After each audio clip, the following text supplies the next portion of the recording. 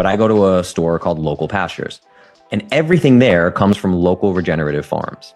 And their eggs are proudly no corn, no soy. They roam on pasture and they eat bugs all day, right? Best eggs I've ever had in my life. The color is different than Vital Farms, is different than everything, right? So you just try to do the best you can when you're in an environment that you can control.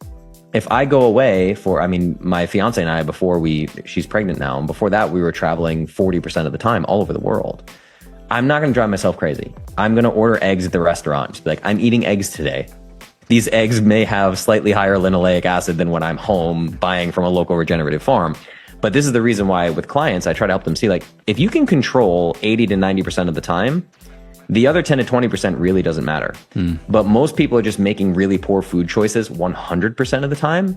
And then they come into a program like mine, like Clovis, and they're 2 weeks in and they go on some business trip and they feel like their whole world is falling apart because they're like, oh, I hate the continental breakfast and this is such a problem. I don't know the quality of the eggs, blah, blah, blah. And I'm like, this wouldn't matter if you were crushing it the other 80 to 90% of the time. But you're not crushing it 95% of the time. Then you try to start a diet and you go travel and you can't get it just right. And it makes you panic and freak out when ultimately I don't have to worry about those things because my health and wellness is on autopilot and has been for 15 years. You know, so if I have the eggs with a little more linoleic acid when I'm on a trip, it really doesn't matter in the grand scheme of it.